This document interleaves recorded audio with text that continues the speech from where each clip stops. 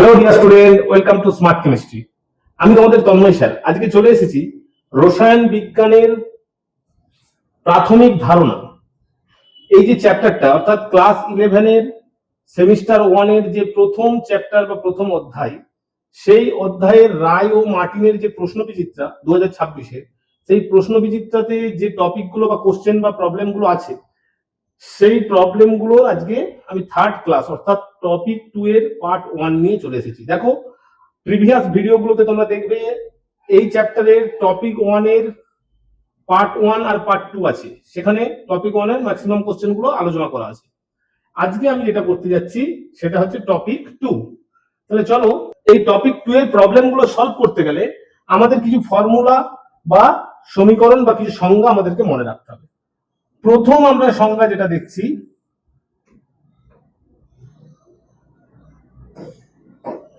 First যে সংজ্ঞা, সেখানে আমরা দেখব একটা হাইড্রোকার্বন CxHy, একে যদি অক্সিজেনের প্রেজেন্সে দহন করা হয় বা বার্ন করা হয়, তাহলে CO2 এবং ওয়াটার অর্থাৎ জল উৎপন্ন হবে।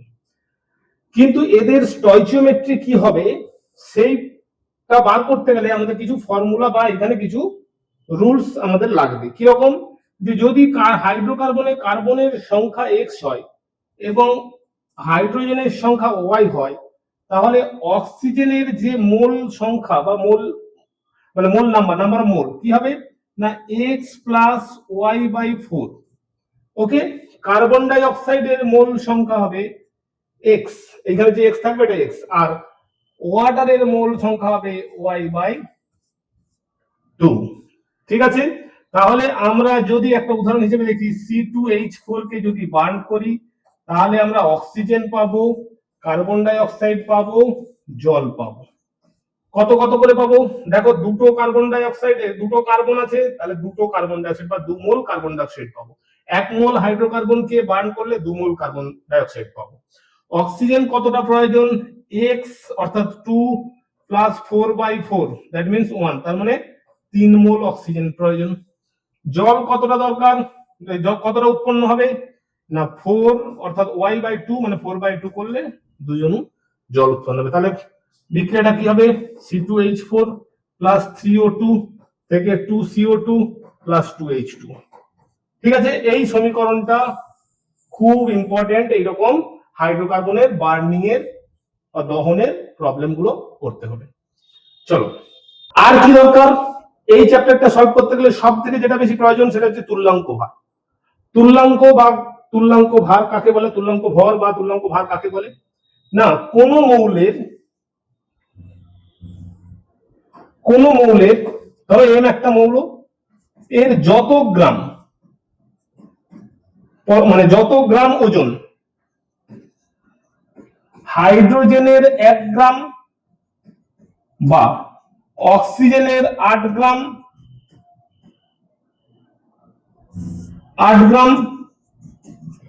বা ক্লোরিনের 35.5 গ্রাম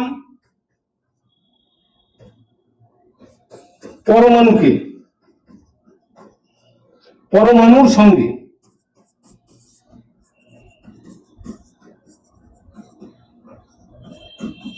যুক্ত হবে বা যুক্ত হয়ে যৌগ গঠন করবে, অথবা কোন পরমাণু থেকে বা কোন যৌগ থেকে এই 1 গ্রাম হাইড্রোজেন বা 8 গ্রাম অক্সিজেন বা 35.5 গ্রাম ক্লোরিনকে প্রতিস্থাপিত করবে। তাই আমি সংক্ষেপে লিখে দিচ্ছি, বা প্রতিস্থাপিত করবে।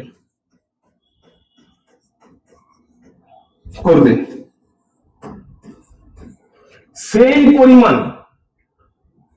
পরিমাণ বা তত গ্রাম ওই মৌলকে বলা হবে তুল্যাঙ্ক ভার। ঠিক আছে, ধরো আমি সাপোজ বলছি যে একটা কপার অক্সাইড, ঠিক আছে, কপার অক্সাইড CuO, তাহলে কপারের দেখো ওজন হচ্ছে 63, আমি যদি ধরে নিই 63.5 আমি সাপোজ বলছি, আর অক্সিজেনের কত? 16 গ্রাম। কপারের হচ্ছে 63.5 গ্রাম পারমাণবিক ওজন বা আপেক্ষিক পারমাণবিক গুরুত্ব, আর অক্সিজেনের 16 গ্রাম।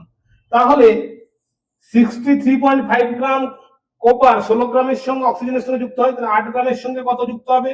63 ডিভাইডেড বাই 5 0.5 ডিভাইডেড বাই 2 করলে যা হবে 31.75। তার মানে কোপারের তুল্যাঙ্ক বার হবে 31.75, কারণ কি 63.5 গ্রাম কোপার 16 গ্রাম অক্সিজেনকে প্রতিস্থাপিত করতে পারে বা 16 গ্রাম অক্সিজেনের সঙ্গে যুক্ত হতে পারে, তাহলে 8 গ্রামের সঙ্গে যুক্ত হবে কত 31.5 গ্রাম।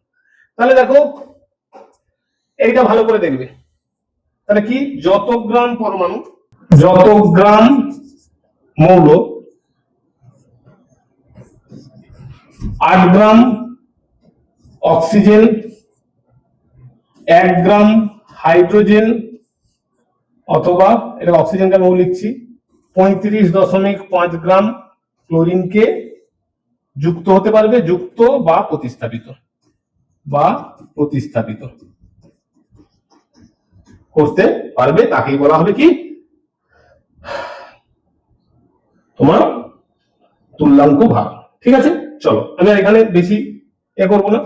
আবার তুল্যাঙ্ক ভার সমান কি? তুল্যাঙ্ক ভার সমান ইকুইভ্যালেন্ট ওয়েট সমান পারমাণবিক ভর ডিভাইডেড বাই যোজ্যতা, বা ই সমান এম বাই ভি। ঠিক আছে, এটা একটা হয়ে গেল। আচ্ছা, এইবার দেখো অ্যাসিডের তুল্যাঙ্ক ভার। অ্যাসিডের তুল্যাঙ্ক ভার সমান কি? অ্যাসিডের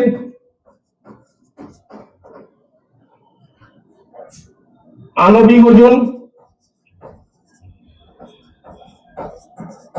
ডিভাইডেড বাই অ্যাসিডের আণবিক ওজন ডিভাইডেড বাই অ্যাসিডের ক্ষারগ্রাহিতা। যেমন H2SO4 এর যদি আমরা করি, H2SO4 এর ক্ষারগ্রাহিতা কত? 2। কেন 2 না? এখানে দুটো প্রতিস্থাপনযোগ্য হাইড্রোজেন আছে, মানে দুটোই H+ ছাড়তে পারবে। H3PO4 এর ক্ষারগ্রাহিতা কত? 3। কিন্তু H3PO3 এর ক্ষারগ্রাহিতা কিন্তু এখানে তিনটে হাইড্রোজেন থাকলেও দুটো হাইড্রোজেন H+ হিসেবে ছাড়তে পারে, তাহলে এর ক্ষারগ্রাহিতা হবে 2। ভালো করে মনে রাখতে হবে।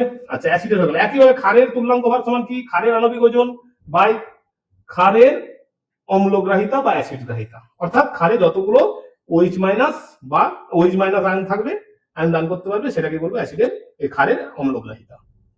চলো এইবার দেখো লবণের তুল্যাঙ্ক ভার সমান, তুল্যাঙ্ক ভর সমান লবণের সংকেত ভর ডিভাইডেড বাই, কেন লবণ তো আয়নযোগ, আয়নযোগের আণবিক ভর হয় না, তো সংকেত ভর লিখতে হবে, ডিভাইডেড বাই ক্যাটায়ন বা অ্যানায়নের সংখ্যা ইনটু তার যোজ্যতা। যেমন ধরো MgCl2, এখানে Mg এর অক্সিডেশন স্টেট বা জারণ সংখ্যা কত বা যোজ্যতা কত? তাহলে হচ্ছে +2 আর ক্লোরিনের -1। তাহলে লবণের আমি ধরলাম MgCl2 এর x, তাহলে কত? ক্যাটায়নের সংখ্যা কত? Mg আছে একটা, তার যোজ্যতা কত আছে? 2, তাহলে 1x/2 হবে। আর যদি Cl2 নিয়ে করি, তাহলে অ্যানায়নের সংখ্যা কত? 2, তার যোজ্যতা কত? 1 সমান x/2 হবে, একই আসবে। ঠিক আছে, আচ্ছা এইবার দেখো অ্যানায়ন হয়ে লবণের হয়ে গেল। এখন হচ্ছে কোন রাসায়নিক বিক্রিয়া দেয়া থাকলে, কোন রাসায়নিক বিক্রিয়ার ক্ষেত্রে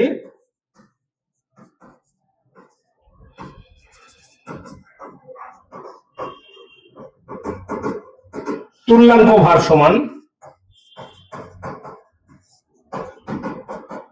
কি? যৌগের আণবিক বা সংকেত ভর ডিভাইডেড বাই যৌগের, এটা যৌগের আণবিক বা সংকেত ভর ডিভাইডেড বাই বিক্রিয়ায় অংশগ্রহণকারী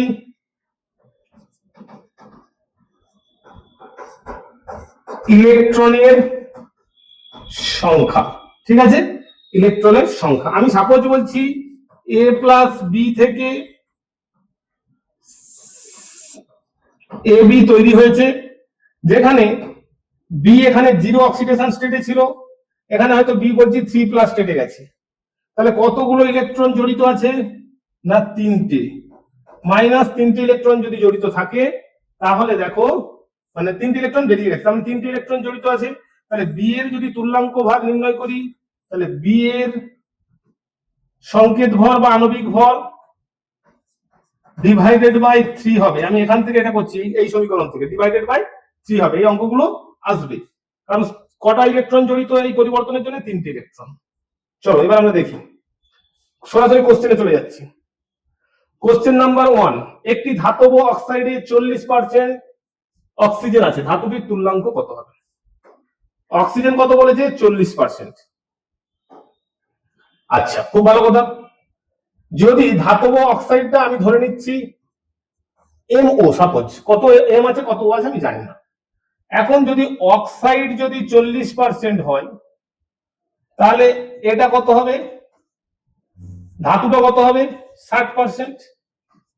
তাহলে মোট যৌগটা যদি 100 হয়, 100 গ্রাম ধরে নিই, তাহলে অক্সাইড আছে 40 গ্রাম আর ধাতু আছে 60 গ্রাম।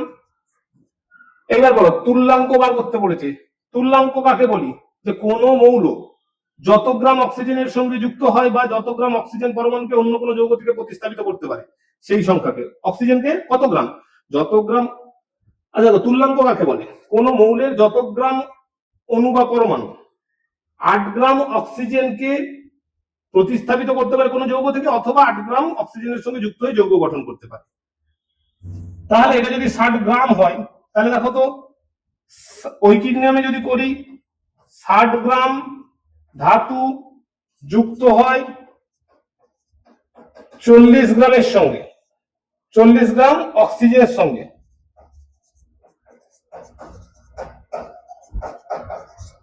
তাহলে 1 গ্রাম ধাতু যুক্ত হবে 40 ডিভাইডেড বাই 60। তাহলে একটু উল্টো ভাবে পাবো। দেখো তাহলে এটাকে যদি আমি ঐকিক নিয়ম করি, 40 গ্রাম অক্সিজেন যুক্ত থাকে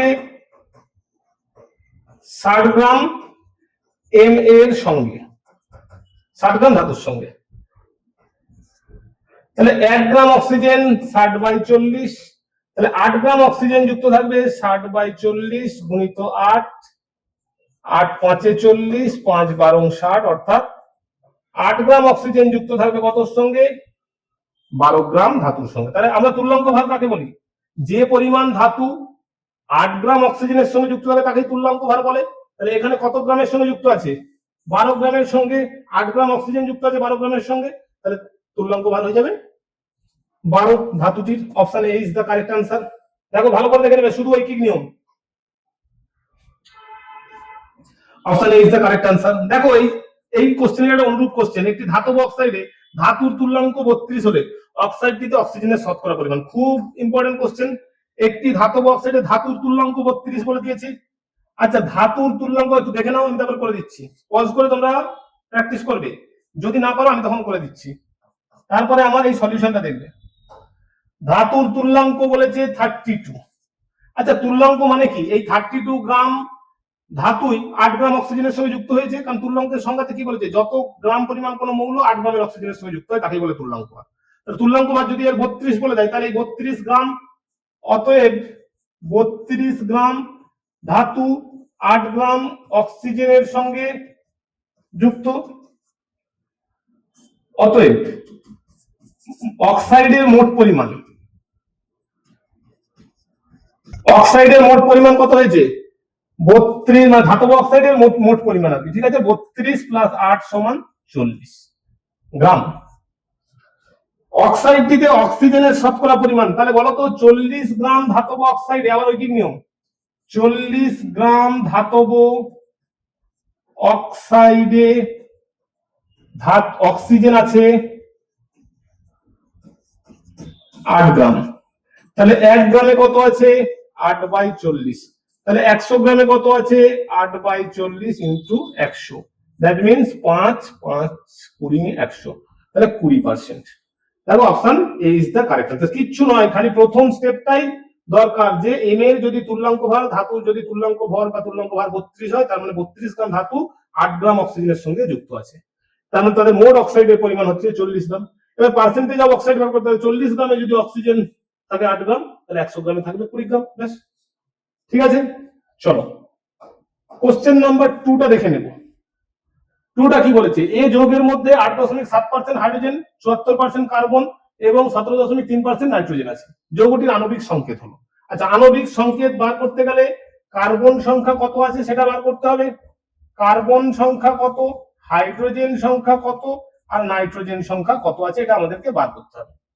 কিন্তু পার্সেন্টেজ দেওয়া আছে, ডাটাতে কি দেওয়া আছে, যৌগটির মোলার ভর বলেছে 162, তাহলে 162 গ্রাম যদি হয়, 100তে কত গ্রাম আছে হাইড্রোজেন 8.7%, 100তে। ওকে, তাহলে 100তে যদি 8.7% থাকে, তাহলে তোমার 162তে কত আছে, তাহলে লেখো হাইড্রোজেনের পরিমাণ। 162তে হাইড্রোজেন কত থাকবে না 162 গুণিত 8.7 ডিভাইডেড বাই 100।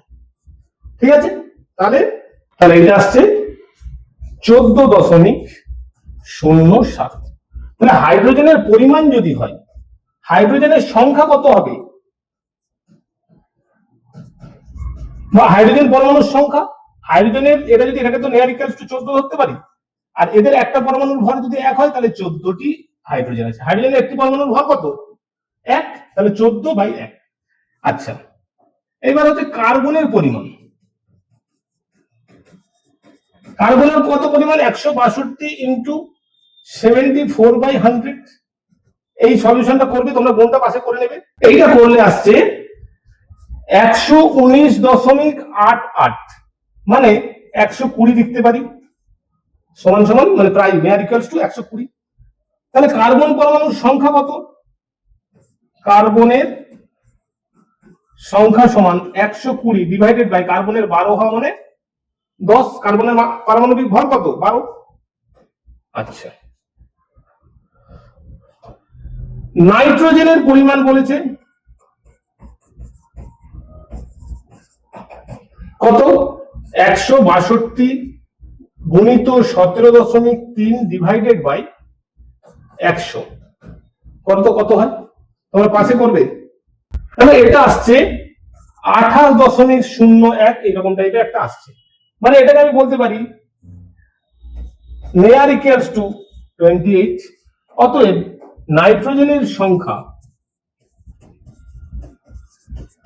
28 ডিভাইডেড বাই একটা পরমাণু ভর 14, অর্থাৎ 2টি। তাহলে দেখো এই যে এইখানে বসিয়েছিলাম, কার্বনের সংখ্যা এসেছে 10টি, হাইড্রোজেনের সংখ্যা এসেছে 14টি, নাইট্রোজেনের সংখ্যা এসেছে 2টি, তার মানে সংকেত কি হবে C10H14N2। এখন প্রশ্ন হচ্ছে আমার অপশনে কি আছে দেখতে হবে, হয় এটা হবে, না হলে 2 কমন নিয়ে C5H7N হবে, এই দুটোর মধ্যে একটা হবে, 2 কমন নিয়ে যেতে পারে। তবে কি হচ্ছে আমরা অপশনটা দেখলে বুঝতে পারবো। তাহলে দেখে নাও একটুখানি, আমি অপশনটা পরে খুলছি, আগে দেখে নাও। আইদার C10H14N2 অথবা C5H7N হবে। ওকে, তাহলে দেখো তো C5H7N, অপশন সিটা হচ্ছে কারেক্ট আনসার। তাহলে আমাদের এসেছিল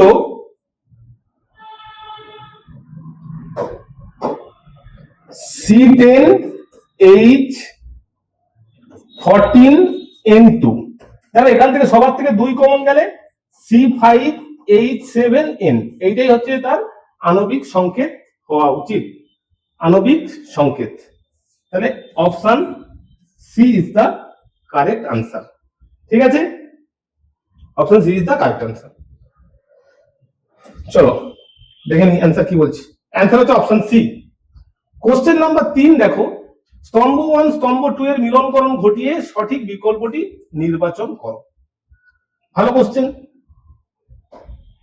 স্তম্ভ 1, কি বলেছে CO3 2- এর তুল্যাঙ্ক। আচ্ছা CO3 2- তুল্যাঙ্ক আমরা বার করি। CO3 কার্বনের 12 আর 3টে অক্সিজেনের মানে 3 × 48, তাহলে 60।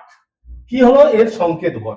সংকেত ভরকে যোজ্যতা দিয়ে ভাগ করলে আমরা কি পাই, তুল্যাঙ্ক ভর সমান 30। ওকে, তাহলে এর তুল্যাঙ্ক ভর হচ্ছে 30। 30 কোনখানে আছে, অপশন ডি। তাহলে একের সঙ্গে হয়ে গেল ডি। দুইটা দেখি FeSO4 এর তুল্যাঙ্ক ভর। FeSO4, Fe তে কি আছে, Fe2+, SO4 2-। এটা একটা লবণ, লবণের তুল্যাঙ্ক ভরের সংকেত কি না, FeSO4 এর আণবিক ভর তুল্যাঙ্ক ভর বা ইকুইভ্যালেন্ট ওয়েট অফ FeSO4 সমান Fe এর তুল্যাঙ্ক ভর কত হচ্ছে FeSO4 এর, না দেখো আয়রনের হচ্ছে 56 প্লাস সালফারের 32 প্লাস অক্সিজেনের হচ্ছে 4টে অক্সিজেন 64 ডিভাইডেড বাই 2 হবে। কারণ কি না এদের যোজ্যতা কত, +2, ঠিক আছে, বা -2 আমি যদি করি কি হচ্ছে ক্যাটায়নের যোজ্যতা গুণিত ক্যাটায়নের সংখ্যা। তো ক্যাটায়নের সংখ্যা 1 আছে, ক্যাটায়নের যোজ্যতা 2 আছে, তাই 2 × 1 করলে 2 হয় 56, 4 2 6 6 6 12 2 হাতে 1 6 3 9 10 5 15 152/2 করলে তোমার আসছে 71, সরি 76, 76। তাহলে 76, তাহলে এইটা হচ্ছে যে দুইটা হচ্ছে অপশন সি, দুইটা হচ্ছে অপশন সি। তিনেরটা কি বলছে AgNO3 তে Ag এর তুল্যাঙ্ক, ভালো কথা। AgNO3 Ag এর তুল্যাঙ্ক বলেছে, AgNO3 এর তুল্যাঙ্ক বলেনি। তাহলে Ag এর তুল্যাঙ্ক, Ag এর আণবিক ওজন কত, Ag এর আণবিক ওজন হচ্ছে 108, পারমাণবিক ওজন বলতে পারো, এই যে এক মলিকুলার। তাহলে 108 যদি হয় তাহলে কত, তার যোজ্যতা কত, 1 দিয়ে ভাগ করলে কত হচ্ছে 108, তাহলে 108 থাকছে। অর্থাৎ তিনেরটা হচ্ছে যে এ। চারেরটা কি PO4 এর তুল্যাঙ্ক আছে, PO4 এর তুল্যাঙ্ক ভাবো, PO4 কত -3- ফসফরাসের কত 31 প্লাস 4 × 64 ডিভাইডেড বাই 3 করলে কত হচ্ছে 95 ডিভাইডেড বাই 3, 3 3 কে 9, 3 1 3, 3 6 18, 31.66। তাহলে option B is the correct match. তার মানে চারেরটা হচ্ছে যে অপশন বি। একের ডি, দুইয়ের সি, একের ডি, দুইয়ের সি, তিনের এ, চারের B, option B is the correct answer. দেখো একের ডি আর কেউ আছে, একের ডি আর কেউ নেই, এখানেও নেই, এখানেও নেই, এখানেও নেই। Option D is the correct answer. চলো ভালো করে দেখে নেবে কোশ্চেন নাম্বার, এই দেখো option B is the correct answer. Question number 4 দেখো, এটা একটা রিঅ্যাকশন দিয়ে দিয়েছে। এক্ষুনি আমি তোমাদেরকে যখন ফর্মুলা শেখাচ্ছিলাম তখন এটা শিখিয়েছি যে একটা রিঅ্যাকশনে কতগুলো ইলেকট্রন সংখ্যা মানে ইলেকট্রন ব্যবহার হচ্ছে সেটার উপর ডিপেন্ড করে তুল্যাঙ্ক ভর নির্ণয় করা হয়। এখন দেখো এই যে রিঅ্যাকশনটা দেওয়া আছে এটা আয়নিক ফর্মে দেওয়া আছে। অ্যাকচুয়ালি এটা কি ছিল, অ্যাকচুয়ালি রিঅ্যাকশনটা কি রকম ভাবে দেওয়া আছে, রিঅ্যাকশনটা দেওয়া আছে দেখো 5H2CO4 oxalic acid plus 2KMNO4, সেখান থেকে MnO4 মাইনাস করা আছে, প্লাস 8H2SO4 মানে 16H প্লাস মানে কি 8টা H2SO4 থেকে বার হয়। তারপরে দেখো এইখানে এইটা হবে 2MnO, এটা H2O, আর তার সঙ্গে হ্যাঁ ও সরি এইটা হচ্ছে MnSO4 হবে, MnSO4 হবে, ঠিক আছে, MnSO4 2MnSO4। ওকে, তাহলে এখন দেখো KMnO4 এর তুল্যাঙ্ক বার করতে বলছে। KMnO4 পটাশিয়ামের কত, পটাশিয়ামের হচ্ছে 39 পারমাণবিক ওজন, ম্যাঙ্গানিজের 55, অক্সিজেনের 4টের জন্য 64 ডিভাইডেড বাই, আগে দেখো তো MnO4 এ অক্সিডেশন স্টেট কত আছে, MnO4 মাইনাসে বা KMnO4 এর অক্সিডেশন স্টেট কত আছে, অক্সিজেনের যদি -2 করে হয় 4টে অক্সিজেনের 4 দুগুণে -8, তাহলে আর এখানে +1 এখানে -2, তাহলে দেখো -8 +1 করলে এটা পড়ে থাকবে +7, তবেই যৌগটা নিউট্রাল হবে। +7 +1 7 থেকে 8, আর এখানে অক্সিজেনের 4টে 4 দুগুণে -8 +8 -8 তবে নিউট্রাল হবে।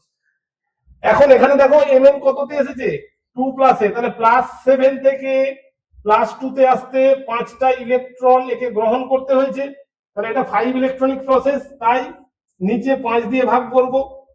তাহলে দেখো 5 4 9 4 5 9 9 9 18 8 হাতে 1 6 6 12 13 14 15 ডিভাইডেড বাই 5, তাহলে 5 3 15 5 1 5 5 6 30 31.6 আসা উচিত কার KMnO4 এর option B is the correct answer. Okay, option B is the correct answer. দেখে নেবে একটু ভিডিওটা পজ করে, দেখো উত্তর বলছে option B is the correct answer. চলো পরের কোশ্চেন দেখো, পরের কোশ্চেন যাচ্ছে 30 ml একটি গ্যাসীয় হাইড্রোকার্বনের সম্পূর্ণ দহনে জন্য 90 ml O2 প্রয়োজন। সম্পূর্ণ দহনে বলেছে 30 ml এর সম্পূর্ণ দহনে 90 ml অক্সিজেন প্রয়োজন হয়। উক্ত বিক্রিয়ায় 60 ml কার্বন ডাই অক্সাইড উৎপন্ন হয়। হাইড্রোকার্বনটির আণবিক সংকেত কত? খুব বুদ্ধিদীপ্ত কোশ্চেন, একটু ভালো করে দেখো। প্রথমে এটা লিখে নাও, স্থির উষ্ণতায় ও চাপে এই অঙ্কটা করতে গেলে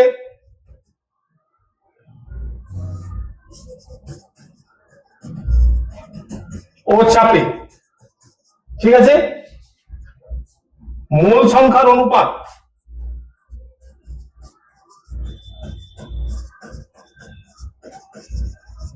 সমান আয়তনের অনুপাত। মোল সংখ্যা স্থির উষ্ণতা ও চাপে কোন গ্যাসের, এখানে লিখে দাও কোন, বা কোন না লিখে গ্যাসীয় পদার্থের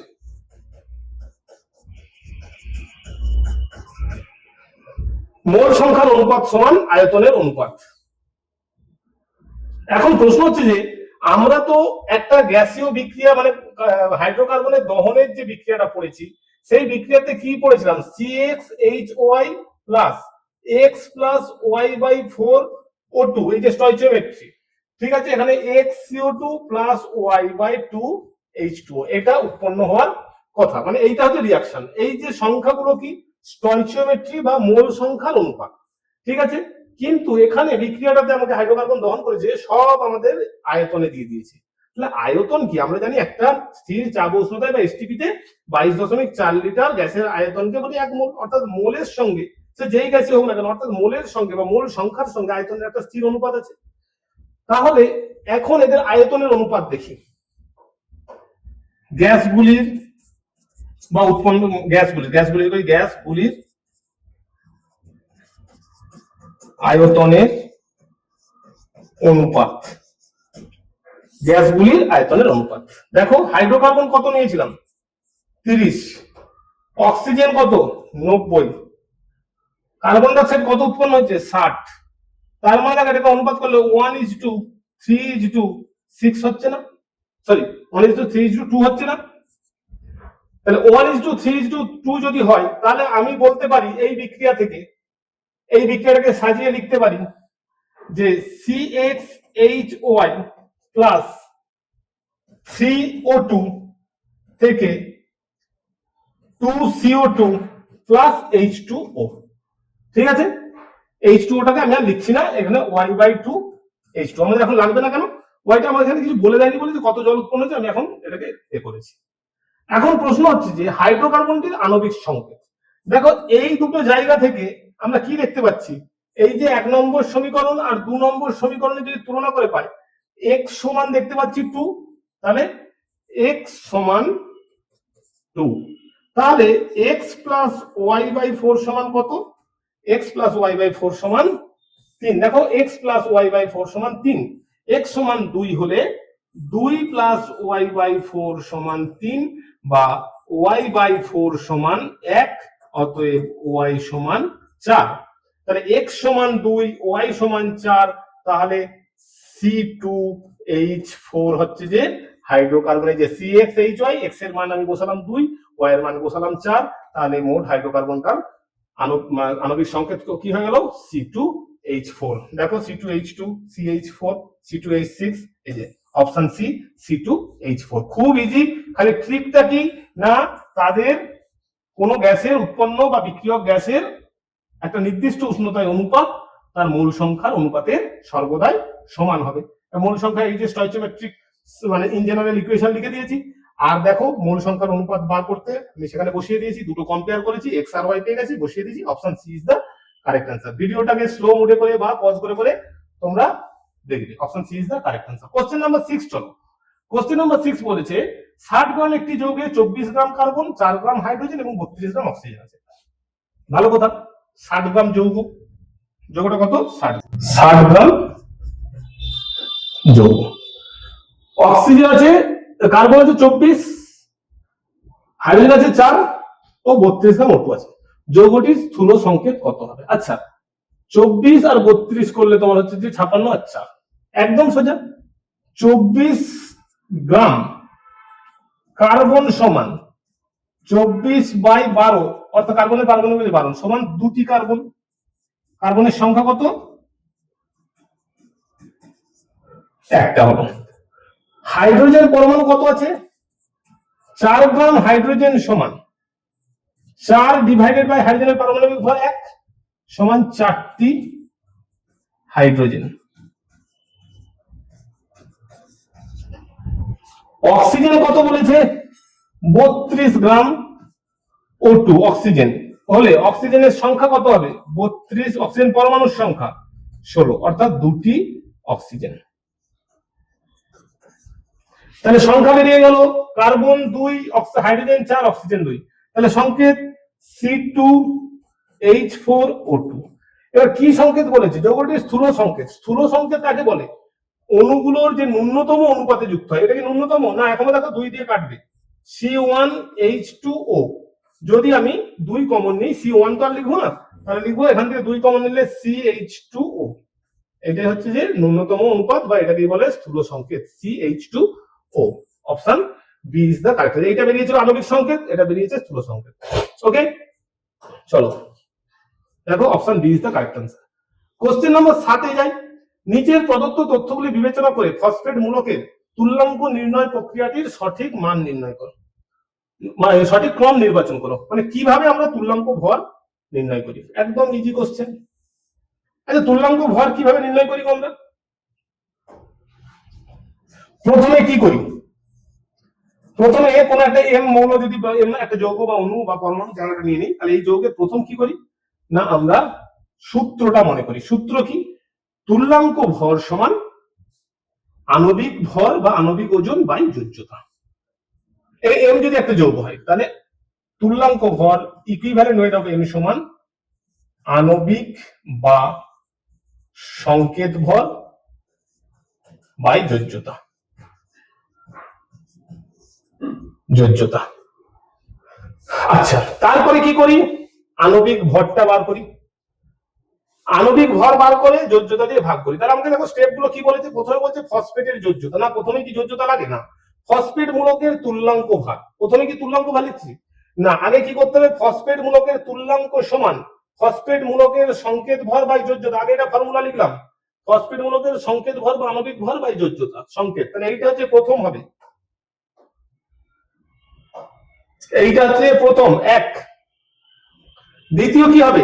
এইবার যোজ্যতা থেকে ফসফেট মূলকের সংকেত ভর বার করতে হবে। ফসফেট মূলকের সংকেত ভর বার করলাম। তৃতীয় কি হবে? ও সরি, ফসফেট মূলকের তুল্যাঙ্ক ভর নয়, আগে ফসফেট মূলকের সংকেত ভর বার করব। ক্যালকুলেশন করে সংকেত ভর বার করলাম। ঠিক আছে, কত হয়েছে? 95। এটা কিন্তু কমা, এই পূর্ণচ্ছেদ। ঠিক আছে, তাহলে 95 হয়েছে ফসফেট মূলকের সংকেত ভর। এবার সংকেত ভরকে কি করব? যোজ্যতা দিয়ে ভাগ করব। তাহলে যোজ্যতা তো জানতে হবে। তাহলে ফসফেটের যোজ্যতা সমান 3, এটা হয়ে গেল 3 নম্বর। এইগুলো সব পূর্ণচ্ছেদ হয়ে গেছে, ইংরেজির জন্য বোঝা যাচ্ছে না 3 এর পরে। অ্যাকচুয়ালি ফসফেট মূলকের তুল্যাঙ্ক ভর সমান 95/a। এটা লাস্ট অ্যান্সার হয়ে গেল। আমার তুল্যাঙ্ক ভর নির্ণয় করতে বলেছে, তাহলে এটা হচ্ছে 4 নম্বর। তাহলে প্রথম কি করলাম?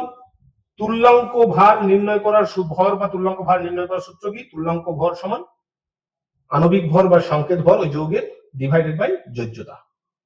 এখন প্রথম তাহলে কি করতে হবে? আণবিক ভর বা সংকেত ভর বার করতে হবে। দ্বিতীয় কি করতে হবে? যোজ্যতা খুঁজতে হবে কত। তাহলে যোজ্যতা হচ্ছে 3 ফসফেট মূলকের। এবার সংকেত ভরকে যোজ্যতা দিয়ে ভাগ করে দিলে তুল্যাঙ্ক চলে আসবে। ওকে, এই তুল্যাঙ্ক চলে আসছে, মানে এটা হচ্ছে শেষ স্টেপ। তার মানে দেখো আমার এখানে আসছে, প্রথম আসছে 3। প্রথমে দেখো, প্রথমে 4 হবে না, প্রথমে 1 হবে না, প্রথমে 2 হবে না, প্রথমে 3। তাও আমি আবার দেখে নিচ্ছি দ্বিতীয় কে আসছে। আচ্ছা, এইটার ক্রমটা একটু সম্ভবত এইটা 4 হবে, এইটা 1 হবে। দেখো তো 3 প্রথমে হচ্ছে 3, 3টা 1, 4 একটা হবে 2, 1 একটা হবে 3 আর 2 একটা হবে 4। দেখো অপশন ডিটা হবে। অপশন ডিটা একটু অ্যারেঞ্জমেন্টটা ভুল আছে কোশ্চেনে, অপশন ডিটাই হবে। কারণ কি দেখো এটা প্রথমে 4, প্রথমে 4 কি করে হবে? আগে কি পসিবিলিটি সংকেত পাবো? আগে তো সূত্র লিখবো, তারপরে 3। না, এটা হবে না। 2 কখনো আগে হতে পারে? এইটাই, দুইটাই তো কনক্লুশন, তুল্যাঙ্ক ভার বেরোচ্ছে, 2 আগে হবে না। ঠিক আছে, তাহলে option D is the correct answer. তাহলে অপশন ডি তে এইটা এখানে আসবে, এইটা এখানে আসবে, এইটা এখানে যাবে। ঠিক আছে, চলো কোশ্চেন নাম্বার 8 দেখো, একটি গ্যাসীয় হাইড্রোকার্বনের দহন বিক্রিয়ার ফলে 0.72 গ্রাম জল এবং 3.08 গ্রাম কার্বন ডাইঅক্সাইড উৎপন্ন হয়। হাইড্রোকার্বনটির স্থূল সংকেত কত হবে? একই কোশ্চেন, খালি এটা গ্রামে দিয়ে দিয়েছে, ওই যে হাইড্রোকার্বনের দহনের যে সূত্র। তাহলে দহনের জন্য একদম সূত্রটা লিখে নাও, CxHy plus x plus y by 4 into O2 x CO2 plus y by 2 H2O। ভালো কথা। এখন আমাদের গ্রামে দিয়ে দিচ্ছে, আর এগুলো কি? স্টয়চিওমেট্রি বা মোল সংখ্যা। তাহলে আমার কি দিয়েছে? হাইড্রোজেনের দহনের ফলে উৎপন্ন এত গ্রাম জল, জলের ওজন যদি 0.72 গ্রাম হয়, জল সমান এর অণু সংখ্যা কত হবে বা মোল সংখ্যা কত হবে? 0.72 ডিভাইডেড বাই কত গো? অক্সিজেন, জলের আণবিক ওজন 18 সমান 72, 18 তো 36, 4 দিয়ে কাটবে, 0.04 মোল। ঠিক আছে, 0.04 মোল। আমি দেখো কি করে বললাম না, এইটাকে দশমিক তুলে দিয়ে নিজে হাজার, এই 100 নিয়ে এলাম। তাহলে 8 দিয়ে কাটলে 4, 4/100 করলে 0.05 মোল হচ্ছে। তাহলে কার এ বেরোলো? জলটা বেরোলো। তার মানে দেখো y/2 সমান বেরিয়ে গেল, y/2 সমান 0.04 মোল। ঠিক আছে, আচ্ছা চলো এইবার দেখো কি বলেছে। কার্বন ডাইঅক্সাইড হচ্ছে 3.08 গ্রাম, 3.08 গ্রাম CO2 সমান 3.08 ডিভাইডেড বাই 44। কারণ কি কার্বন ডাইঅক্সাইডের আণবিক ওজন কত? 44 সমান, এটাকে যদি দশমিক তুলে দিয়ে 100 দিই নিচে, 308। তাহলে কত হবে দেখো তো? 7×4 = 28, 7 দিয়ে গেলে 7×4 = 28, 8 হাতে 2, 7×4 = 28, 29, 30। তাই একদম একদম কাটাকাটি হয়ে যাচ্ছে। আবার দেখাচ্ছি দেখো, 3.08 ডিভাইডেড বাই 44, দশমিক তুলে দিলাম, 100 নিয়ে এলাম, 7 হবে। 7কে 100 দিয়ে ভাগ করলে 0.07 মোল। তাহলে x সমান কত বেরিয়ে গেল দেখো? এটা কার্বন ডাইঅক্সাইড, তো কার্বন ডাইঅক্সাইডের মোল সংখ্যা কত ছিল? x। তাহলে x সমান হয়ে গেল 0.07। আর এইখান থেকে যদি আমি বার করি, y সমান হয়ে যাচ্ছে, দুইটাকে ক্রস গুণ করে দিয়ে 0.08। অতএব x = y সমান 7:8 হচ্ছে, 7:8। অতএব C7H8, এইটাই তোমার হাইড্রোকার্বনটির আণবিক সংকেত বা স্থূল সংকেত। এখানে একই হবে, কারণ কমন যাবে না। 7 আর 8 দুটো, মানে দুটো, একটা বিজোড় একটা জোড় সংখ্যা, কোনোভাবেই কমন টমন যাচ্ছে না। তার মানে তোমার হচ্ছে যে এটাই হবে তোমার কি বলবো, স্থূল সংকেত। সব থেকে ছোট অনুপাত 7 আর 8। ঠিক আছে, এটাই সব থেকে ছোট অনুপাত। তাহলে option C is the correct answer. কি করলাম? কিছুই নয়, গ্রাম ছিল, গ্রাম থেকে মোলটা বার করে নিলাম, গ্রাম থেকে মোল বার করে নিলাম। তাহলে মোল বেরিয়ে গেল, মানে এক্স বেরিয়ে গেল আর y/2 বেরিয়ে গেল।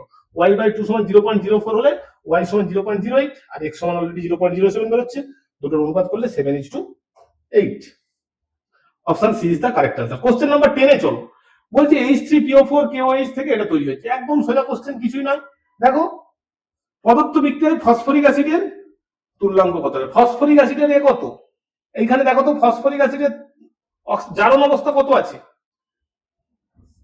দেখো 4 × 8 থেকে 3 বাদ দিলে 5+ বা +5 ফসফরাসের। আচ্ছা ফসফরাসটা কিসে পরিবর্তন হয়ে যাবে? দেখো 4 দুগুণে 8 থেকে আবার এখানেও দেখো পটাশিয়াম +1, হাইড্রোজেন +1, দুটোর জন্য +2, অক্সিজেনের হচ্ছে যে -2, তাহলে দুটো করে 4 দুগুণে 8, এটাও হবে +5। ঠিক আছে, তাহলে +5 থেকে +5 মানে কত?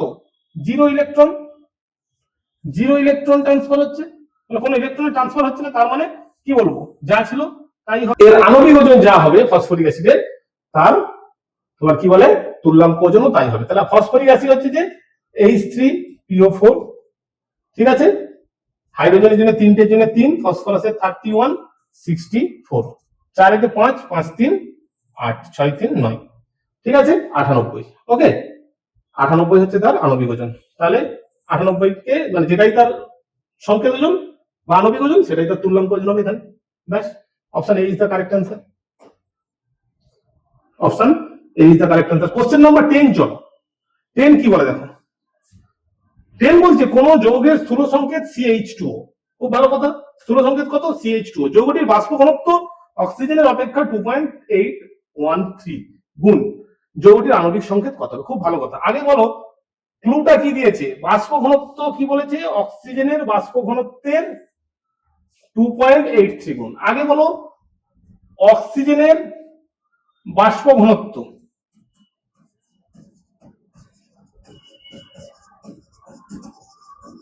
O2 এর, হ্যাঁ O2 এর, অক্সিজেন বলে যেমন অক্সিজেন অণু ধরছি, অক্সিজেন O2 এর বাষ্প ঘনত্ব কত হবে? 32/2, দ্যাট মিন্স 16। তুল্যাঙ্ক 8 হয়, আর অক্সিজেনের বাষ্প ঘনত্ব, অক্সিজেন অণুর বাষ্প ঘনত্ব হচ্ছে 16। কারণ কি মলিকুলার ওয়েট বাই 2 করলে বাষ্প ঘনত্ব বেরোয়।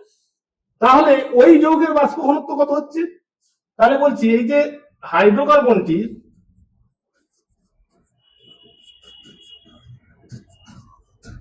বাষ্প ঘনত্ব 16 গুণিত 2.813, দেখো এটা গুণ করবে, 2.813 গুণ বলেছে বাষ্প ঘনত্ব।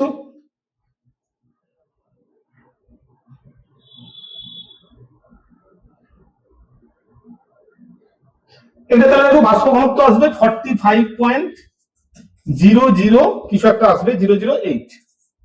এতটা লাগবে না, তার মানে আমি এটাকে বলতে পারি 45। তাহলে বাষ্প হাইড্রোকার্বনের বাষ্প ঘনত্ব যদি 45 হয়, তাহলে আণবিক ওজন কত হবে? বাষ্প ঘনত্ব সমান যদি m/2 হয়, তাহলে m সমান বাষ্প ঘনত্ব গুণিত 2, তাহলে 45 গুণিত 2 সমান 90। তাহলে এই যে হাইড্রোকার্বনটা যার স্থূল সংকেত C2O, তার আণবিক ওজন বেরোলো, মলিকুলার ওয়েট বেরোলো 90।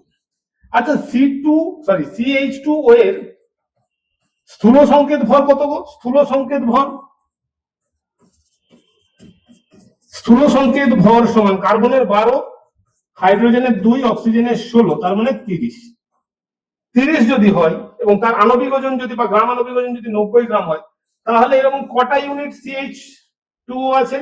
তাহলে 90/30 করলে 3টে ইউনিট CH2O আছে একটা ওই হাইড্রোকার্বনের মধ্যে। তাহলে আণবিক সঙ্গে স্থূল সংকেত যদি CH2 হয়, তাহলে আণবিক সংকেত CH2O ইন্টু 3, তার মানে C3H6O হচ্ছে তার মলিকুলার ফর্মুলা। মলিকুলার ফর্মুলা বা আণবিক সংকেত দেখো C3H6O3 হবে, sorry O3, C3H6O3। Option B is the correct answer. একবারই সোজা অঙ্ক, কিন্তু এইখানে টুইস্টটাকে ঠিক করে সলভ করলে হয়ে যাবে। দেখো option B is the correct answer. Okay, B, এটা অপশন বি হবে, এটা কোনো কারণে সি হয়ে গেছে। ওকে, কোশ্চেন নাম্বার 11 দেখো কোন যৌগের স্থূল সংকেত CH2O এবং তাদের সংকেত ভর 180 করে দিয়েছে। খুব ভালো কথা, যৌগটির আণবিক সংকেত, স্থূল সংকেত বলে দিয়েছে CH2O। তাহলে স্থূল সংকেত যদি বলে দেয়, স্থূল সংকেত ইন্টু n সমানিত 180 হবে, n হচ্ছে পূর্ণ সংখ্যা। স্থূল সংকেত ভর কত? কার্বনের 12, হাইড্রোজেনের 2 আর অক্সিজেনের 16, তার মানে 30 হচ্ছে, গুণিত n সমানই 180। তাহলে দেখো এটা কত হচ্ছে? 30n সমান 180, n সমান বেরোবে 6। তাহলে n সমান যদি 6 বেরোয়, তাহলে n দিয়ে গুণ করে দাও, CH2O এর হোল n দিয়ে গুণ করলে n এর মান কত বেরিয়েছে? Whole 6, C6H12O6, C6H12O6। ঠিক আছে, তাহলে এটা হচ্ছে C6H12O6, option D is the correct answer. ভিডিওটা পজ করে দেখে নেবে। Option D. কোশ্চেন নাম্বার 12 চলো। একটি ধাতব ক্লোরাইডে 30% ধাতু বর্তমান। খুব ভালো কোশ্চেন। 30% ধাতু, যদি ধাতুটির পারমাণবিক গুরুত্ব 45.5 হয় তবে ক্লোরাইডটির সংকেত কত? দেখো এটা কিভাবে সলভ করবো, আগে তোমরা পজ করে ভিডিওটাকে করার চেষ্টা করবে, না হলে সলভটা দেখবে। আমি ধাতুর যে ক্লোরাইড আছে তাকে আমি ধরলাম MClX। এক্স মানে ক্লোরিনের তো -1 করে যোজ্যতা, তাই আমি ধরে নিলাম X সংখ্যক ক্লোরিন আছে, MClX ধরে নিলাম। এখন 30% ধাতু বর্তমান, খুব ভালো করে দেখো 30% ধাতু বর্তমান, তাহলে 30 এখানে দেখতে পাচ্ছি M কটা আছে, একটাই আছে। 30% ধাতু, তার পারমাণবিক গুরুত্ব কত? ধাতুটার 45.5, তাহলে 30% ধাতু যদি থাকে, এখানে একটাই দেখতে পাচ্ছি M আছে, তাহলে 30% সমানই 45.5 বলতে পারি কি? কারণ দেখো আমরা যে কোনো ধাতু সবসময় কি করে ক্লোরিনের সঙ্গে একটা করেই যুক্ত হয়, ঠিক আছে। দেখবে কোথাও দুটো আছে এরকম দেখতে পাবে না, কারণ ক্লোরিনের যেহেতু -1 করে, ধাতুর -1 হলে ধাতুর +1 হলে একটা ক্লোরিনের সঙ্গে যুক্ত হবে, +2 হলে দুটো ক্লোরিনের সঙ্গে যুক্ত হবে, +3 হলে তিনটে ক্লোরিনের সঙ্গে যুক্ত হবে। অর্থাৎ ধাতুটা কিন্তু সবসময় একই থাকে। ধরো AlCl3, NaCl, MgCl2, CCl4, যদি এটা ধাতু নয়, তাহলে দেখো সবসময় ধাতু কি হবে, ধাতু একটাই থাকে। তাহলে একটা ধাতুর আণবিক ওজন 45.5, সেটাই সমান 30%।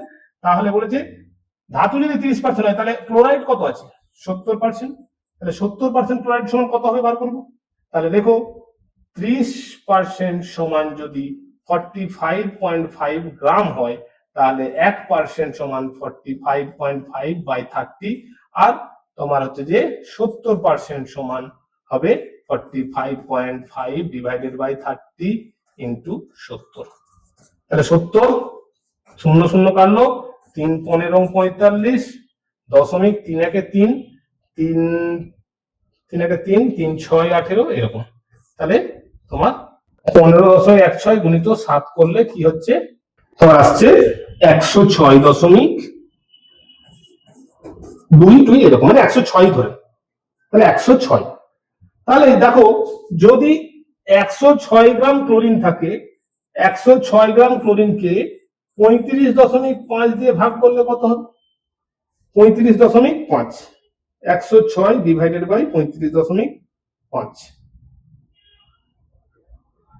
তাহলে আসছে 2.99 সমান প্রায় 3। ঠিক আছে, এগুলো এই হিসাবগুলো তোমাদেরকে খাতা কলমে করতে হবে। 35.5 কে 3 দিয়ে গুণ করলে দেখবে 106 107 এর কাছাকাছি আসবে। ঠিক আছে, তাহলে ক্লোরিন যদি 3টে থাকে, X এর মান কত হয়ে গেল? 3, অর্থাৎ MCl3 টাইপের ক্লোরাইড গঠন করবে। ওকে, MCl3 টাইপের ক্লোরাইড গঠন করবে। কোশ্চেন নাম্বার, দেখো ভিডিওটা পজ করে দেখবে, এমন কিছু কঠিন ভিডিও নয়। কোশ্চেন নাম্বার 13 কি বলছে দেখো, option C is the correct answer. Question number 13 কি বলছে দেখো, একটি ধাতু এর দুটি অক্সাইডে ধাতুর পরিমাণ যথাক্রমে 50% ও 40%। যদি প্রথম অক্সাইডের সংকেত MO2 হয় তবে দ্বিতীয় অক্সাইডের সংকেত কত হবে? ভালো কথা, দুটি অক্সাইডে ধাতুর পরিমাণ একটাতে বলেছে 50%, ভালো করে দেখো সেই ধাতুটার সংকেত কি? MO2। আবার একটার কত বলেছে? 40%, সেই ধাতুটার সংকেত কি সেটা আমাকে বার করতে বলেছে। খুব ভালো কথা, দেখো MO2 তে ধাতু আছে 50%, অক্সিজেনও আছে, তাহলে 50% মোটটা 100%। এই 50% ধাতুর, অর্থাৎ আমি যদি ধরে নিই অক্সিজেনের O2 যে ওজন, মানে দুটো অক্সিজেনের ওজন কত? 32 গ্রাম, হ্যাঁ কিনা?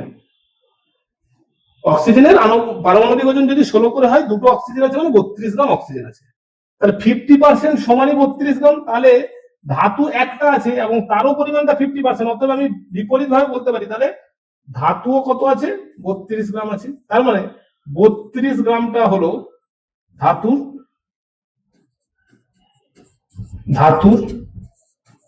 পারমাণবিক ভর। কেন না, একটা ধাতু যদি 32 গ্রাম হয়, দেখো বলেছে 50%, তাহলে 50% অক্সিজেনের ওজন কত? যেহেতু দুটো অক্সিজেন, তাহলে 32 গ্রাম অক্সিজেন আছে, তাহলে 32 গ্রাম যদি 50% হয়, তাহলে এখানেও 50%, দ্যাট মিন্স মেটালটার পারমাণবিক ভর হয়ে যাচ্ছে 32 গ্রাম। এখন পরেরটা কি বলেছে? দ্বিতীয় অক্সাইডটা বলেছে 40% তোমার অক্সাইড আছে, ধাতু আছে। আমি ধরে নিলাম MOX হচ্ছে যে ধাতুটার সংকেত, ঠিক আছে।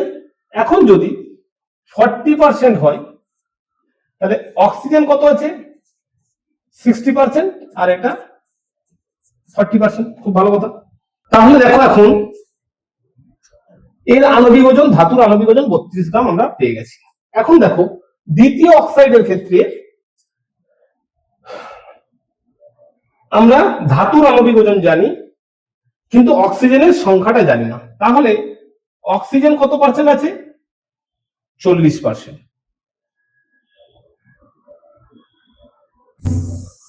যেকোনো একটা দিয়ে বার করে দেখো 40% ধাতু আছে, তাহলে 40% যদি ধাতু থাকে ধাতুর আণবিক ওজন কত, ওই 40 গ্রাম সমান এখন 32। আচ্ছা, মোট অক্সাইডের কত 32 গুণিত যুক্ত 16 গুণিত এক সংখ্যক অক্সিজেন আছে গুণিত 100 সমানই 40। কেন না, ধাতুর পরিমাণ বা ধাতুর ভর ডিভাইডেড বাই মোট অক্সাইডের ভর করলে কত অংশ ধাতু আছে বেরোলো, তাকে 100 দিয়ে গুণ করলে পার্সেন্টেজ বেরোলো। তাহলে এখন এটাকে যদি সমাধান করো 32/32, আর এখান থেকে 16 কমন নিয়ে নাও, 16 কমন নিয়ে নিলে তাহলে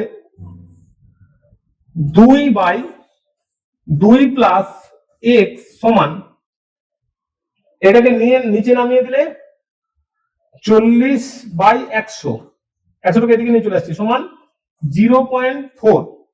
তাহলে গুণ করো x সমান 2 সমান 0.8 প্লাস 0.4x। ওকে, তাহলে 0.4x সমান এটা দিকে গেলে 1.2, অতএব x সমান আসবে 3। ভালো করে দেখবে x সমান 3। তাহলে x সমান যদি 3 হয় MO3। আচ্ছা, এটা অনেকের বুঝতে একটু অসুবিধা হতে পারে, আমি আরেকবার বলে দিচ্ছি। দেখো আমরা প্রথমে বলেছি 50% M আর 50% অক্সাইড ছিল, দুটো অক্সিজেন, সেই অক্সাইডের মধ্যে দুটো অক্সিজেন ছিল, দুটো অক্সিজেনের ভর 32। দুটো অক্সিজেনের ভর যদি 32 হয় তাহলে সেই 32 সমান 50%, অর্থাৎ ধাতু যদি 50% হয় তাহলে সেই 50% সমান 32 গ্রাম। ঠিক আছে, অর্থাৎ ধাতুর পারমাণবিক ভর সমান 32 গ্রাম বেরিয়ে গেছে। এখন একটা মেটাল অক্সাইড নিয়েছি দ্বিতীয়টা, যেখানে 40% ধাতু 60% ক্লোরিন ওই অক্সিজেন বলেছে। এখন দেখো 40% ধাতু, আমি ধরে নিচ্ছি ধাতুর পারমাণবিক ওজন কত, মোট MO2 এর পারমাণবিক MOX এর আণবিক ওজন কত বেরোচ্ছে, M হচ্ছে যে 32 বলেছি, অক্সিজেনের 16 করে জানি, গুণিত x, ঠিক আছে, সমান যা হবে সেটাই হচ্ছে তার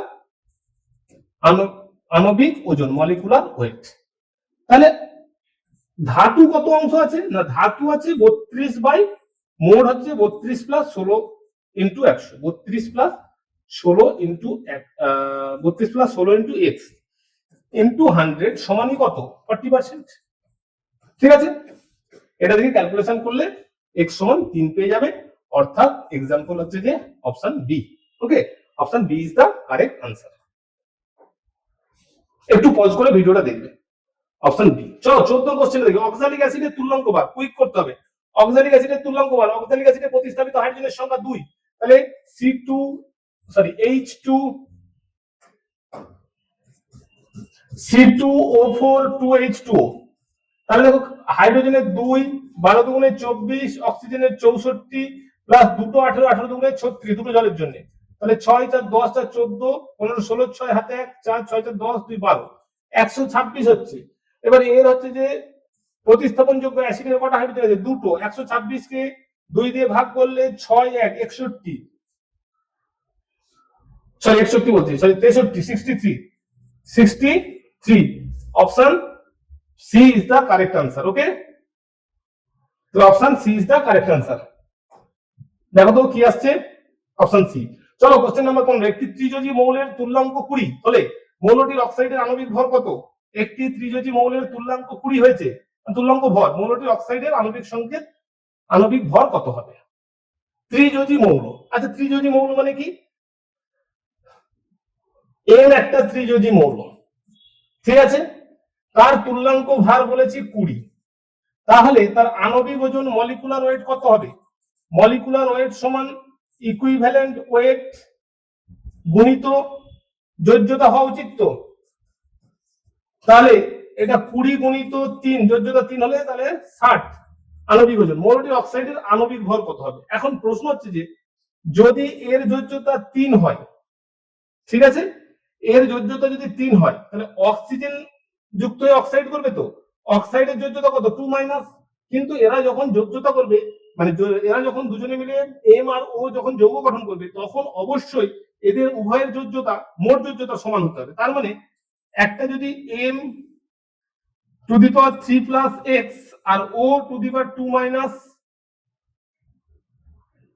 ওয়াই, যদি এইটা যদি অক্সাইড হয়, আমি ধরে নিচ্ছি, তাহলে 3 ইন্টু এক্স অর্থাৎ এম পরমাণু বা এম মৌলের হচ্ছে যে যোজ্যতা, মোট যোজ্যতা সমান 2 ইন্টু ওয়াই, এটা হতেই হবে, কারণ যোজ্যতা সবসময় মোট যোজ্যতা দুজনের সমান হতে হবে। তাহলে এইটা যদি কখন সম্ভব?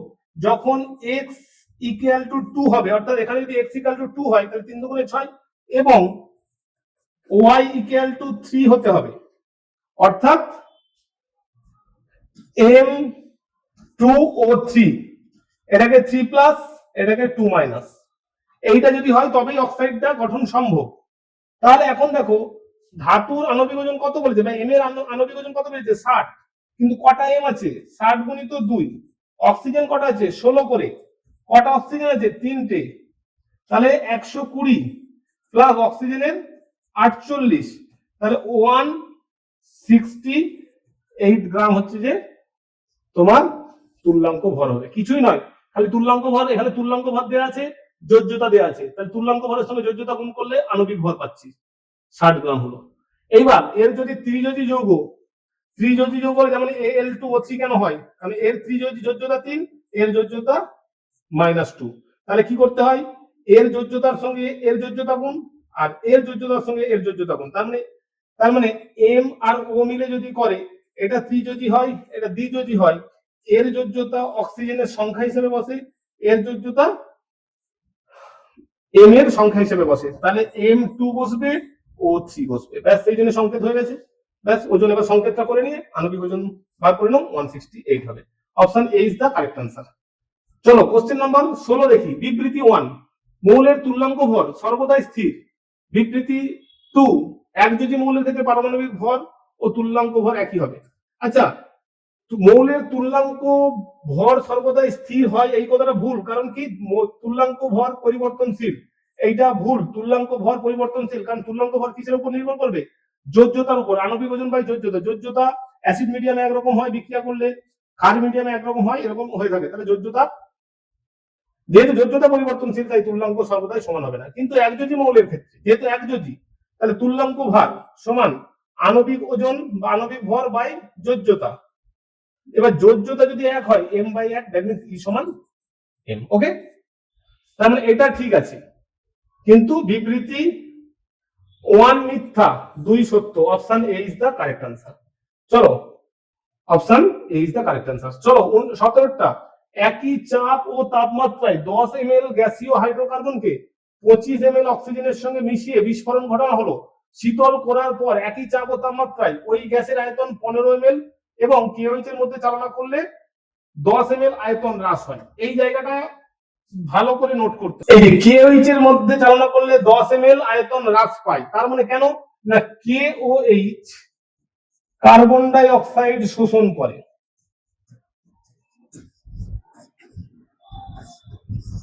ভালো করে বুঝো, একই চাপ ও তাপমাত্রায় 10 ml আমরা গ্যাসীয় হাইড্রোকার্বন নিয়েছি, 25 ml কি নিয়েছি? অক্সিজেন নিয়েছি, বিস্ফোরণ ঘটানো হলো, দিয়ে শীতল করা হলো।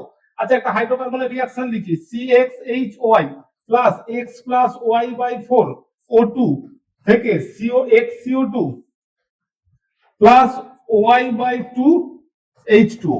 এখন এখানে কন্ডিশন দেওয়া আছে শীতল করা হলো। শীতল করা হলে জল কিসে চলে যাবে? জল লিকুইড স্টেটে চলে যাবে। তাহলে লিকুইডের বিক্রিয়ার ক্ষেত্রে লিকুইড বা সলিডের মোল সংখ্যা বা আয়তন কিছু কনসিডার করা হয় না। তাহলে এইটা গ্যাসীয় অবস্থায় থাকলো, এটা গ্যাসীয় অবস্থায় থাকলো, এটা গ্যাসীয় অবস্থায় থাকলো। এখন এখানে কি বলেছে? KOH এর মধ্যে চালনা করলে 10 ml আয়তন হ্রাস হচ্ছে। 10 ml আয়তন কখন হ্রাস হয়? না, ওই গ্যাসীয় মিশ্রণের মধ্যে যদি কার্বন ডাই অক্সাইড থাকে তাহলে সেটা কেওএইচ দ্বারা শোষিত হয়। তাহলে 10 ml যেহেতু কোন একটা গ্যাস এই যে কেওএইচ দ্রবীভূত বা চালনা করলে হ্রাস পেয়েছে, তাহলে বলতে পারি যে কার্বন ডাই অক্সাইড 10 ml ছিল, তাহলে কার্বন ডাই অক্সাইড 10 ml হয়ে গেল, কারণ কি না সেটা কেওএইচ দ্বারা শোষিত হয়েছে। আচ্ছা, তাহলে যদি হাইড্রোকার্বনটা সম্পূর্ণ রূপে দহন হয়ে যায় তাহলে মোট গ্যাস উৎপন্ন হয়েছিল কত? 15 ml। মোট গ্যাস 15 ml হলে তার মধ্যে 10 যদি CO2 হয়, বাকি 5 ml কি পড়ে থাকছে? অক্সিজেনটা আনবার্ন বা মানে অদাহ্য হয়ে পড়ে আছে, যেখানে হাইড্রোকার্বনটা শেষ হয়ে গেছে, অক্সিজেনটা এখনো এক্সেস পড়ে আছে। 10 ml কার্বন ডাই অক্সাইড শোষণ করে নিয়েছে, তারপরেও মোট 15 ml গ্যাস ছিল, তাহলে 10 ml শোষণ করে নিলে 5 ml O2, 5 ml কি আছে? আনরিঅ্যাক্টেড। 5 ml O2 হচ্ছে যে আনরিঅ্যাক্টেড অবস্থায়, অর্থাৎ বিক্রিয়া করেনি। তাহলে বিক্রিয়া যদি না করে, 25 ml অক্সিজেন নিয়েছিলাম, 5 ml বিক্রিয়া করেনি, তাহলে বিক্রিয়া করেছে O2 কত? 20 ml বিক্রিয়া করেছে। তাহলে এখন O2 আর CO2 অনুপাত, এটা 20 ml, এটা 10 ml, তাহলে সরল অনুপাত করলে এটা 2, এটা 1। তার মানে আমরা বলেছি নির্দিষ্ট উষ্ণতায় এবং চাপে আয়তনের অনুপাত মোল সংখ্যার অনুপাতের সমান, তাহলে মোল সংখ্যার অনুপাত হয়ে গেল। তাহলে এই দুটো কম্পেয়ার করে কি x সমান 1 মোল করতে পারি তো? তাহলে x সমান 1 ও x প্লাস y/4 সমান হচ্ছে 2, তাহলে x সমান 1 বসাও। x সমান 1 বসালে y/4 সমান যদি 1 হয় তাহলে y সমান 4, x কে 1 বসিয়ে ওইদিকে নিয়ে চলে গেছি, ঠিক আছে? তাহলে y সমান 4 হয়ে গেল, খুব ভালো কথা। আর x সমান 1 হয়ে গেল, তাহলে C1H4 বা CH4 অ্যান্সার হওয়া উচিত। দেখো CH4 না, CH4, এই যে option D is the correct answer. ভুলটা কোথায় হয়ে যাবে মানুষের? এখান থেকে তো তুমি বার করে নিলে যে 5 ml CO2 এক্সেস রয়ে গেছে, তাহলে 5 ml CO2 সেখানে 5 বসিয়ে দিলে হবে না। 5 ml CO2 এক্সেস হয়ে গেছে মানে 25 ml CO2 নিয়ে, 5 ml অক্সিজেন এক্সেস হয়ে গেছে মানে 25 ml অক্সিজেন নিয়েছিলাম, তার মানে 20 ml বিক্রিয়া করেছে, বাকিটা বিক্রিয়া করেনি, ঠিক আছে? তাহলে 20 ml বিক্রিয়া 20 বসিয়েছি, কার্বন ডাই অক্সাইড উৎপন্ন হয়েছে 10, তাহলে 20 আর 10 এর আয়তনের অনুপাত করলে মোল সংখ্যার অনুপাত পাচ্ছি 2:1। ব্যাস, তাহলে দেখো তো option D is the correct answer. 18 দেখো, 6 গ্রাম একটি ধাতু অতিরিক্ত লৌহ অ্যাসিডের সঙ্গে বিক্রিয়া করে এসটিপি তে 5.6 লিটার H2 উৎপন্ন করে, ধাতুটির তুল্যাঙ্ক কত হবে? আচ্ছা, 6 গ্রাম একটি ধাতু, M একটি ধাতু HCl এর সঙ্গে বিক্রিয়া করছে, MCl2 প্লাস HCl তৈরি করছে, ধরো আমি সাপোজ বললাম, ঠিক আছে?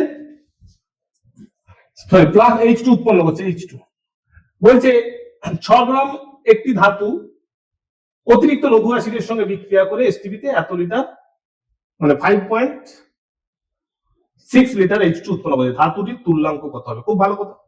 আচ্ছা, 5.6 লিটার এত কিছু লাগবে না, 5.6 লিটার সমান কত মোল? দেখো 1/4 মোল। কি করে বার করলাম না, 22.4 লিটার সমান 1 মোল হলে 1 লিটার সমান 1/22.4,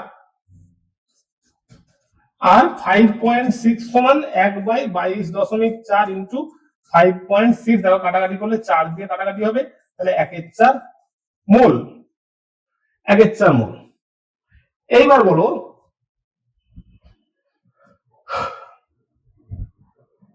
1/4 মোলের H2 এর ওজন কত হবে? এবার 1/4 মোল H2 সমান 1/4 গুণিত আণবিক ওজন যদি 2 হয় তাহলে 1/2 গ্রাম। তাহলে তুল্যাঙ্ক ভরের সংকেত কি? যে পরিমাণ কোন ধাতু বা মৌল 1 গ্রাম অক্সিজেনকে প্রতিস্থাপিত করতে পারবে, তাহলে 1 গ্রাম হাইড্রোজেনকে প্রতিস্থাপিত করতে পারবে। তাহলে দেখো 1/2 গ্রাম H2 কে প্রতিস্থাপিত করতে ধাতু লাগছে 6 গ্রাম, মানে 1/2 গ্রাম হাইড্রোজেন প্রতিস্থাপিত করতে। তাহলে 1 গ্রাম করতে কত হবে? 6 গুণিত 2 মানে ডবল হয়ে যাবে। 1/2 গ্রামে যদি 6 হয় তাহলে হচ্ছে 1 গ্রাম প্রতিস্থাপিত করার জন্য লাগবে 12 গ্রাম। তাহলে আণবিক ওজন কত হবে? তুল্যাঙ্ক ভরের সংকেত কি? যত গ্রাম ভরের কোন একটি ধাতু বা মৌল 1 গ্রাম ভরের অক্সিজেনের সঙ্গে যুক্ত হতে পারবে বা 1 গ্রাম ভরের কোনো অক্সিজেনকে প্রতিস্থাপিত করতে পারবে তাকে বলা হবে ওই ধাতুর তুল্যাঙ্ক বার। ব্যাস, অপশন দেখো, অপশন হচ্ছে সি 12টা হবে। কোশ্চেন নাম্বার 20 দেখো, নাইট্রোজেনের একটি বহুরূপী অক্সাইডে 0.44 গ্রাম এর এসটিপি তে আয়তন 224 ml হলে যৌগটির সংকেত কত? আচ্ছা, 0.44 গ্রাম বলেছে, তার আয়তন কত বলেছে? 224 ml সমান 0.224 লিটার। ঠিক আছে, আচ্ছা 0.224 লিটার সমান কত মোল? তাহলে 22.4 লিটার সমান যদি 1 মোল হয়, তাহলে 1 লিটার সমান 1/22.4 মোল, আর 0.224 লিটার সমান 0.224/22.4 মোল। হিসেব করে যদি আমি 100 লাগাই, এদিকে উপর থেকে 3টে দশমিক তুলেছি, এদিকে এটা, তাহলে এইটা আর এটা কেটে যাচ্ছে, 1 ইন্টু 1 এর 100 বা 0.1 মোল, হ্যাঁ কিনা? এইবার তাহলে 0.1 মোলের ওজন হয়েছে 0.4 গ্রাম। দেখো কেন, কি বলেছে? অক্সাইডের এত গ্রামের আয়তন এটা, আবার এত ml ওই নাইট্রোজেনের অক্সাইড সমান 0.1 মোল। অতএব আমি কি লিখতে পারি 0.01 মোল সমানই 0.44 গ্রাম অক্সাইড। তাহলে 1 মোল সমান কত হবে? 44 গ্রাম বা 0.44/0.01, দশমিক দশমিক কেটে গেল, তাহলে 44 গ্রাম। 44 গ্রাম দেখো আণবিক কার আছে? অক্সাইড গুলো দেখো, নাইট্রোজেনের কত হচ্ছে 28 প্লাস 5 14, এই 5 16 80, অনেক বেড়ে যাচ্ছে। নাইট্রোজেনের কত 14, আর এটার কত 32 আর 14 গুণে 46। N2 কত? N2 দেখো 14 গুণে 28 আর অক্সিজেনের 16, 14 28 করলে 44। তাহলে এটারই আণবিক ওজন বেরোচ্ছে 44। তাহলে option D is the correct answer. চলো, option D is the correct answer. দেখো কোশ্চেন নাম্বার 20 দেখো, কিউ প্লাস ক্লোরাইডের CuCl এর কপারের তুল্যাঙ্ক বার করতে বলেছে। কার তুল্যাঙ্ক? শুধুমাত্র কপারের তুল্যাঙ্ক। কপারের তুল্যাঙ্ক বার করতে গেলে CuCl এ কপারের অক্সিডেশন স্টেট কত? 1। কপারের যদি অক্সিডেশন স্টেট 1 হয়, কপারের আণবিক ওজন কত? Cu এর তুল্যাঙ্ক, কপারের আণবিক ওজন 63.5, তার যোজ্যতা কত? 1, তার মানে 63.5ই তার তুল্যাঙ্ক ভাগ থাকবে। তার মানে এখানে হবে 63.5। এবার কিউপ্রিক ক্লোরাইড CuCl2, এখানে অক্সিডেশন স্টেট কত? কপারের 2 প্লাস, তাহলে Cu2+ এর তুল্যাঙ্ক 63.5 ডিভাইডেড বাই 2 করলে আসছে 31.75। তাহলে 31.75। তাহলে option A is the correct answer. দেখো প্রথমটা 63.5, দ্বিতীয়টা 31.75। Option A is the correct answer. Okay, তাহলে দেখো আজকে এই ভিডিওতে 20টা কোশ্চেন থাকবে। তোমরা ভিডিওগুলোকে পজ করে আগে নিজেরা প্র্যাকটিস করবে, না পারলে সলিউশন দেখবে। ঠিক আছে, যদি ভিডিও ভালো লেগে থাকে আবারও বলছি, লাইক শেয়ার এন্ড সাবস্ক্রাইব করতে ভুলবে না। এর পরের পার্টে পরের কোশ্চেনগুলো নিয়ে আসছি। ঠিক আছে, খুব তাড়াতাড়ি চলে আসবে। অর্থাৎ আজকে এই পর্যন্ত থাকছে। Thank you.